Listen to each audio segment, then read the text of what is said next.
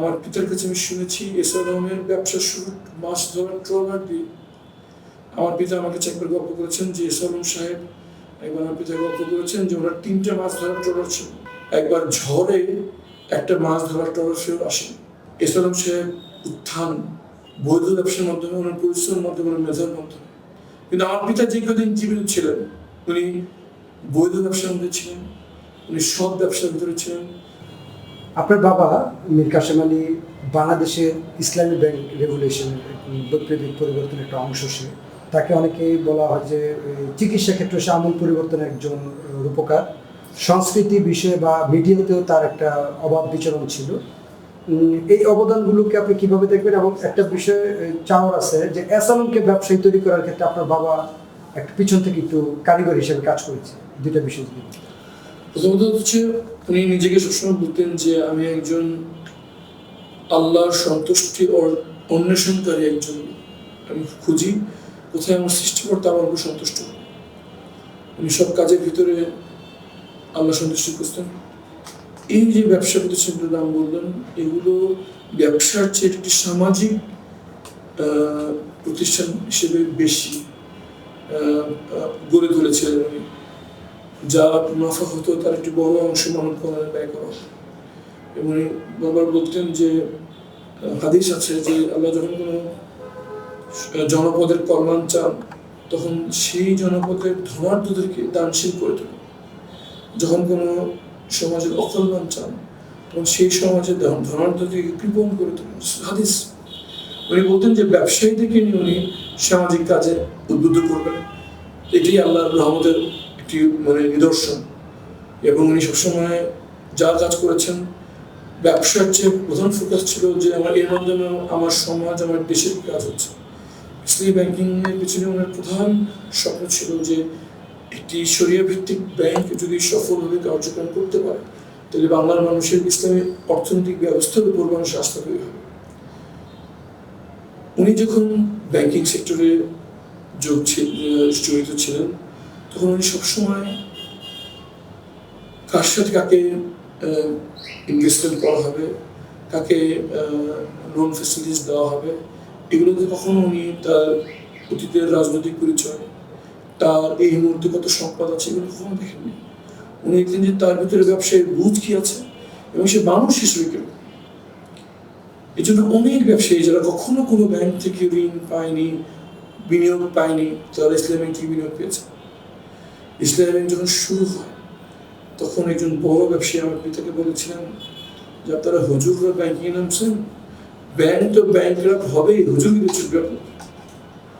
আমার পিতা বললেন যে তার ঠিক 5 থেকে 7 বছর পর আমি একদিন দেখলাম যে আমার অফিসের বাইরে ফাইলপত্র বুকে নিয়ে ওই ব্যবসায়ী বসে আছেন। তখন আমার আব্বা জিজ্ঞেস করলেন আপনি এখানে কেন আসছেন? তখন উনি বললেন যে এখানে নাকি ঘুষ ছাড়া ঋণ পাওয়া যায়, এই জন্য আমি এখানে এসেছি। ইসলামী ব্যাংক ছিল একমাত্র বাংলাদেশের ব্যাংক যেখানে 1 পয়সা ঘুষের লেনদেন ছাড়া ব্যবসায়ীরা বিনিয়োগ পেয়েছেন।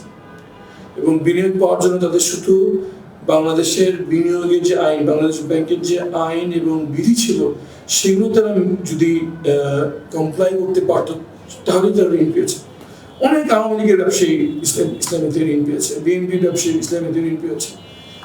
আওয়ামী লীগের এমপি মকবুল সাহেব, উনি হাজি মকবুল, উনি এখান থেকে ঋণ পেয়েছেন। এবং আমি অসংখ্য ব্যবসায়ীর তালিকা দিতে পারবো যারা আওয়ামী লীগ, বিএনপি, জাতীয় পার্টি এবং কোনো রাজনৈতিক ব্যাংক ধরনের নাম, তারা ইসলামী থেকে ঋণ পেয়েছেন শুধু একটি জিনিস দেখিয়ে যে তারা যে ঋণটি চাচ্ছেন, যে বিনিয়োগ সুবিধাটি চাচ্ছেন তা ফেরত দেওয়ার সক্ষমতা আছে। এবং যে বিনিয়োগ ব্যবসায় তারা বিনিয়োগ চাচ্ছেন এই ব্যবসাটি ইকোনমিক্যালি ভায়াবল, কোনো তদবির লাগেনি, কোনো লেনদেন লাগেনি। এই জন্য সকল সৎ ব্যবসায়ীদের মিলন মেলা ছিল ইসলামী ব্যাংক। ইসলাম সাহেবের ব্যাপারে আমি শুধু এটুকু বলবো, ওনার ব্যবসায়িক জীবনের উত্থান অনেক পরিশ্রম করে। আমার পিতার কাছে আমি শুনেছি এসআর রহমের ব্যবসা শুরু মাছ ধরার ট্রলার দিয়ে। আমার পিতা আমাকে একবার গল্প করেছেন যে এসআর রহম সাহেব একবার আমার পিতা গল্প করেছেন যে ওনার 3টে মাছ ধরার ট্রলার ছিল। একবার ঝড়ে একটা মাছ ধরার ট্রলার ফেরত আসেনি। এসআর রহম সাহেব বললেন যে আমি তো জাকাত দিই, আল্লাহ আমার বৈধ সম্পদ নষ্ট করবেন না। উনি সেই ঝড়ের ভিতরে মাছ ধরার ট্রলার নিয়ে আবার সমুদ্রে যান, যে দেখে যে তার ঢেউয়ের ভিতরে তার ট্রলারটি উল্টে আছে, তখন আবার ট্রলারটি টেনে নিয়ে আসে। এই কথা এই অভিজ্ঞতা এসএম সাহেব আমার পিতাকে বলেছিলেন যে মীর কাসেম সাহেব, আমি জাকাত দিই, আমার ব্যবসা আমার আল্লাহ কখনো নষ্ট করে দেবেন না। এসএম সাহেব উত্থান বৈধ ব্যবসার মাধ্যমে, ওনার পরিশ্রমের মাধ্যমে, ওনার মেধার মাধ্যমে। কিন্তু দুর্ভাগ্যের মাধ্যমে সত্য যে কারণে হোক ওনার দ্বারা বেশ কিছু অনয়ন এবং এমন কিছু কাজ হয়েছে যাতে আমাদের ব্যাংকিং সেক্টরে ধস নেমেছে, বড় ক্ষতি হয়েছে। কিন্তু আমার পিতা যে কদিন জীবিত ছিলেন, উনি বৈধ ব্যবসার মধ্যে ছিলেন, উনি সৎ ব্যবসার ভিতরে ছিলেন, উনি ওনার মেধা এবং পরিশ্রম দিয়ে ব্যবসা করেছেন। এবং শুধুমাত্র এই কারণে আমার পিতা ওনাকে বিনিয়োগ দিয়েছিলেন। আমার পিতা ওনাকে জেলে নেওয়ার পর কি হয়েছে আমি বলতে পারবো না, কারণ আমার যোগাযোগ আমার পিতার মাধ্যমে ছিল। আমার পিতা জেলে যাওয়ার পর আমার আর তার সাথে যোগাযোগ হয়নি, আমি বলতে পারবো না।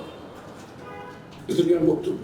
আপনার বাবাকে বিগত সরকার কেন তো ভয় পেত? এক নম্বর। দুই নম্বর বিষয় হচ্ছে সে তো বিদেশ ছিলেন, সে চাইলে তো আর দেশে ফিরে না আসতে পারতেন, তাহলে যে তার একটা দুর্ঘটনা বা তাকে যে ফাঁসির মঞ্চে নেওয়া হলো, সেই জায়গা থেকে তো তার একটা রক্ষার জায়গা ছিল। এটা কি মনে করেন যে আপনি কেন সে বিদেশ থেকে চলে আসলেন? আমার পিতাকে আমি বলেছিলাম যে আমাদের ফেরত আসো না, কারণ তোমাকে হত্যা করবো। আপনি বলেছিলেন? আমি বলেছিলাম। আমার পিতা আমাকে বলেছিলেন যে দেখো, আমি কোনো অন্যায় করি, আমি যদি পালিয়ে থাকি তাহলে সবাই মনে করবে যে আমার দ্বারা নিশ্চয়ই কোনো অন্যায় হয়েছিল, এই জন্য আমি পালিয়ে আছি। আর দ্বিতীয়ত, বাংলাদেশ ইসলামী আন্দোলনে 90% যারা সম্পৃক্ত তারা সবাই 71 পরবর্তী প্রজন্ম। আমি যদি পালিয়ে থাকি তারা হীনমন্য হয়ে পড়বে, তারাও মনে করবে যে আমাদের নেতা নিশ্চয় অন্যায় কিছু করেছে। আমি জানি যে তারা আমাকে ফাঁসি দেবে, কিন্তু আমি এটা প্রমাণ করতে চাই যে আমি অন্যায় করিনি এবং আল্লাহ ছাড়া ভয় পাই না।